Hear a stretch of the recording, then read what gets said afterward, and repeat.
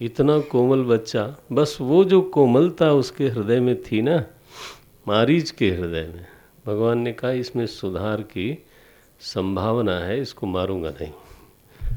इसलिए बिनु फर बाण, इसलिए बिना फर के बाण मारा था। तो आखिरी समय में भी जब मारीच मरता है तो उसके हृदय में प्रार्थना यही है कि भगवान जो मेरा आराध्य रूप है वो दिखा दो, और नहीं दिखाओगे तो मैं बहुत दौड़ाऊंगा आपको। तो मृग बन करके जब गया तो भगवान उसका पीछा करते हैं, और उसने तब तक दौड़ाया महाराज को जब तक उनको पूरा पसीना नहीं आ गया। क्योंकि जो हमारा ध्येय रूप है, जो हमारा आराध्य रूप है, उसका तो दर्शन आदमी करना चाहता है उसकी तृप्ति तो तभी होती है। तो मारीच का भी आराध्य रूप यही है, माता जी का भी यही है।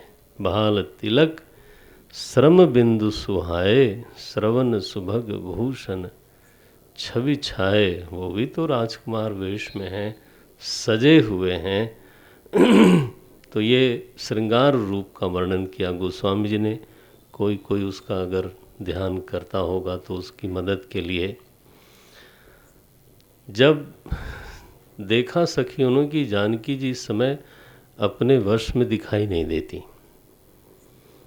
इनका मन इनके कहने में नहीं दिखाई देता है। परबस सखिन लखी जब सीता, परबस मन इनका संयम माने खुद के विवेक के संयम से बाहर है, तो उनको थोड़ा व्यंग करती हैं। एक सखी ने कहा कल हम लोग फिर इसी समय आएंगे, आप चिंता न करो। तब उनको झटका लगा कि ओहो व्यंग होने लग गया है, तो उठी वो और फिर से जाती हैं गौरी पूजन के लिए। ध्यान रखना पूजन पहले कर चुकी थी, लेकिन अब सामने वरण हो गया, तो फिर तो मैंने अब साफ साफ कामना करने वाली हैं। गई जगदम्बा के पास गई भवानी भवन बहोरी, फिर से गई और वंदना की बड़े हृदय से। कई बार सकाम भक्ति जो है ना, उसमें भाव ज़्यादा होता है क्योंकि चीज़ चाहिए। और अगर कोई कहता हो, मुझे कोई कह रहा था आज कि प्रार्थना को लोग समझते हैं तुमको कुछ चाहिए, और चाहिए तो उसमें बुराई क्या है? भगवान से मांगना, भाई चाहिए तो मैं कोई सड़क पे जाके थोड़ो मांग रहा हूँ। सकाम भक्ति या आर्त भक्ति की कभी निंदा मत करना। नहीं नहीं नहीं, गलत बात है ये। जब मैं नया नया ही साधु बना था तो 83-84 की बात है, काशी में एक वृद्ध महात्मा ने जो डांट लगाई मुझे मैं बैठा था वहाँ उनके पास, तो निष्काम भक्ति की बात कर रहा था। तो बोले ये भी एक तरह का अभिमान है, दुनिया के सामने तो तू सकाम होता है और भगवान के सामने खड़ा होकर निष्काम होने का ढोंग करता है। अगर तो हिम्मत है तो दुनिया के सामने निष्काम बन के दिखा, और कामना है तो मालिक के सामने रखने में क्या दिक्कत है? अगर तकलीफ आई है और सहा नहीं जाता तो अपने मालिक के सामने उसको रखना चाहिए। द्रौपदी ने भगवान का आवाहन किया तो वो आर्त भक्त हुई कि नहीं? तो क्या वो छोटी भक्त थे? मांगने से कोई छोटा हो जाता है? किससे मांगना है? करपात्र जी महाराज कहते थे, जो आराधना करने वाला है अपने आराध्य से मांगता है पुत्रवत, उसका हक है। और जो आराधना नहीं करता और कामना बनी, तो फिर जब वो काम सकाम होता है तो वो मांगता है भिखारी की तरह। एक में हक है और एक में हक है नहीं, आपका कोई संबंध तो बना नहीं मालिक से, और फिर आपको ज़रूरत पड़ी तो आप चले गए मंदिर, घंटा बजाया। नो नो नो, सकाम होना है तो हो। गज ने क्या किया, प्रार्थना की, आर्त भक्त है वो, लेकिन सदा आर्त भक्त नहीं होता। द्रौपदी सदा आर्त भक्त नहीं है। जब अतिथि लोग आते थे और वो भोजन नहीं करा पाती थी तो भगवान को बुलाया कि नहीं, वो उसने, भगवान नहीं अक्षय पात्र का तो तरीका बताया। इसलिए ये सब मिथ्या धारणा पालनी नहीं चाहिए। अब यहाँ तो माता जी स्वयं सकाम है, देखो गई हैं भवानी के पास और प्रार्थना करती हैं। मैं कह रहा था सकाम में कई बार भाव बहुत बढ़ता है। आप अंधेरी रात हो, अकेली, और आप चले जा रहे हो और किसी ने बताया हो कि इस पीपल पर, है ना, आप समझ ही गए होंगे, इस पीपल पर रहता है वो, और कहीं पत्ते खड़खड़ाए, फिर जो हनुमान चालीसा आप बोलते हो महाराज, वो पूरे दिल से बोलते हो।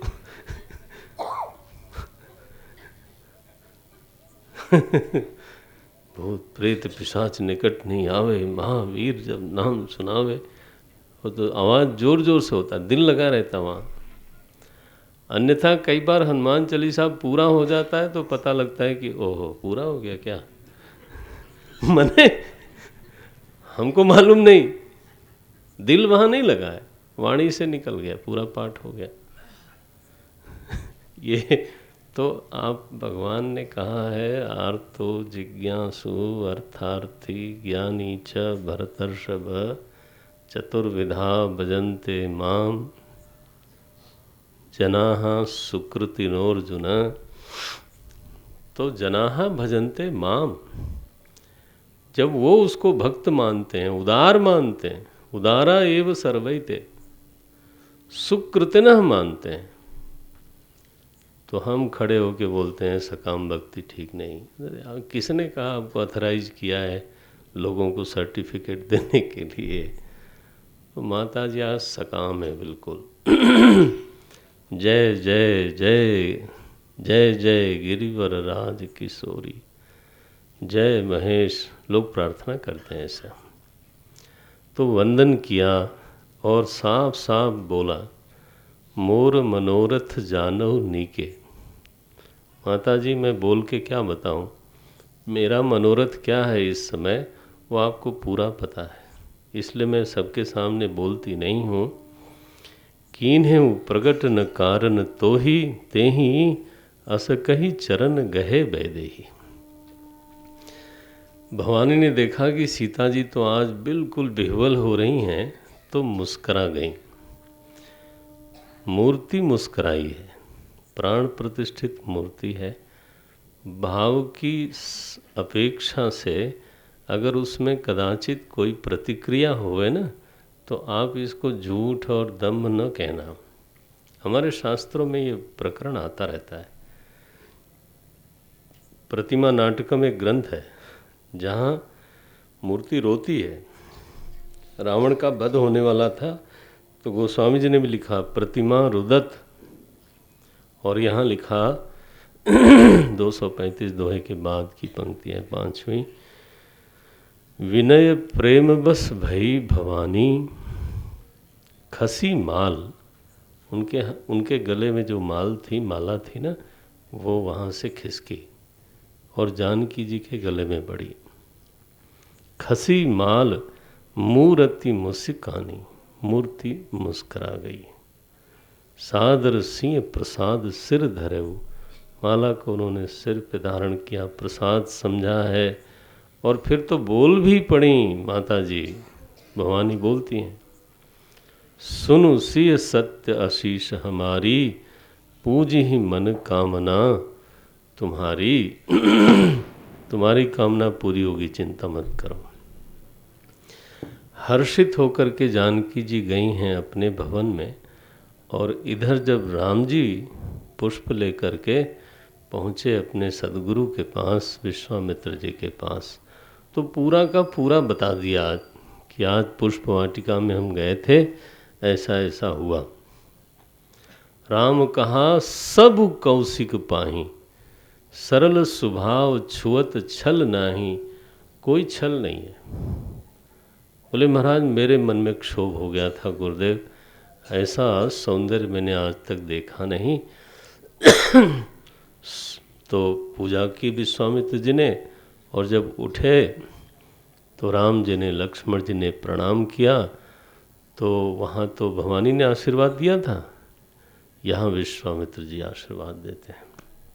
लिखा सुफल मनोरथ हो ही तुम्हारे।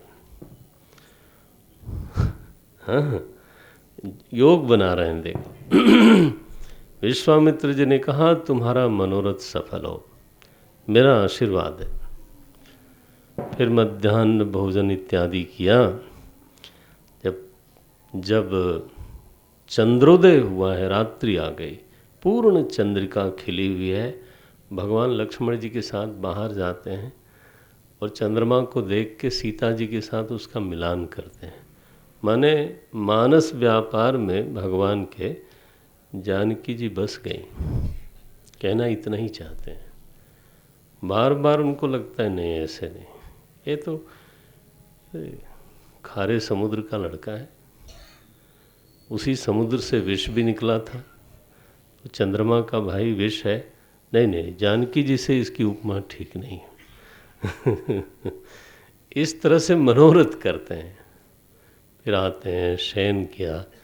फिर प्रातः काल की बेला आई, नृत्य क्रिया करके पुष्प लेकर के पूजन इत्यादि हो गया। तब जनक जी ने बुलाया। जनक जी के गुरु आए बुलाने के लिए। शतानंद तब जनक बुलाए।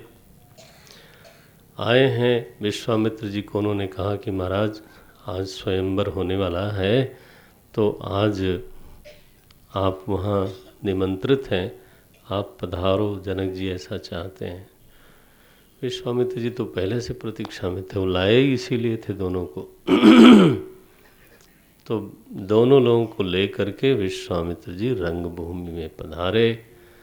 और जब वहाँ पहुँचे भगवान, तो लोगों ने अलग अलग ढंग से उनको देखा।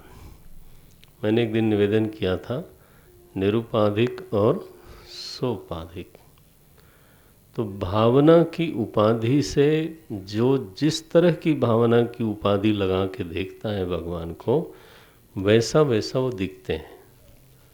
भगवान तो एक ही हैं, लेकिन अनेक रूपों में दिखाई देते हैं। पहले ही पंक्ति लिखी, ये 240 दोहे के बाद की पंक्ति हैं। जिनके रही भावना जैसी, बहुत बढ़िया पंक्ति है। जिनके रही भावना जैसी, प्रभु मूरति देखी तिन तैसी।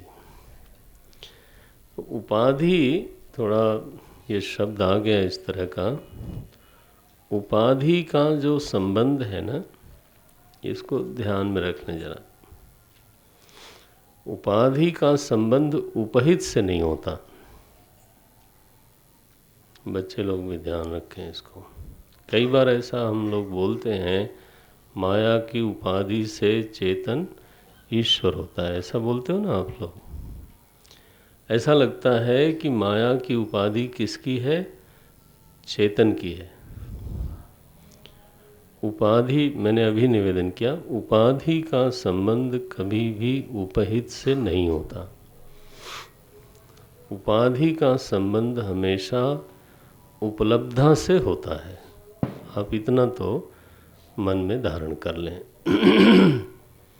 जिनको वेदांत का संस्कार है। 3 चीज हो गई ना, उपाधि, उपहित और उपलब्धा। एक और चौथी चीज है, उसको बोलते हैं उपलब्धि। बिल्कुल आसान बात है, थोड़ा ध्यान देने की जरूरत है। तो उपाधि का जब संबंध उपलब्धा से है, इस समय जो भावना है वो किसके पास है? राम जी के पास कि राजाओं के पास? ये दुष्ट राजाओं के पास है अथवा योगियों के पास है। जब स्फटिक की माला आप नीले वस्त्र पर रख के देखते हो तो माला नीली दिखती है। क्या बोलते हो आप? नीले वस्त्र की उपाधि से स्फटिक नीला दिख रहा है। बढ़िया। तो नीले वस्त्र का संबंध हम लोग किससे जोड़ देते हैं जनरली? स्फटिक से। वो गलत है। हमने स्फटिक को सीधे देखने के बजाय I have created a medium in between. तो मैं नीले वस्त्र को बीच में डाल के फिर स्फटिक को देखता हूँ तो मुझे नीला दिखता है, स्फटिक नीला नहीं हुआ। मेरा परसेप्शन डिस्टर्ब हुआ, न कि the thing which is being perceived. ठीक है ना? उपलब्धि प्रभावित हुई, उपहित प्रभावित नहीं हुआ। स्फटिक कभी नीला नहीं हुआ, लेकिन मेरा जो परसेप्शन है वो जरूर प्रभावित हो गया। अब मुझे लगता है कि वो नीला है। तो उपलब्धा की उपलब्धि प्रभावित होती है, न कि उपहित वस्तु प्रभावित होती है। I will repeat this. उपलब्धा की उपलब्धि प्रभावित होती है। The perception of the perceiver is getting affected. ठीक है? Not the thing which is being perceived. उपलब्ध वस्तु प्रभावित नहीं हो रही है। अभी लाल रंग पे रख दो स्फटिक की माला तो लाल दिखेगी, पीली रख दो तो पीली दिखेगी। तो स्फटिक लाल पीला नीला नहीं हुआ, कभी भी नहीं हुआ। और सच बात है कि स्फटिक का लाल रंग से कभी कोई संबंध नहीं है। संबंध आपने खड़ा किया।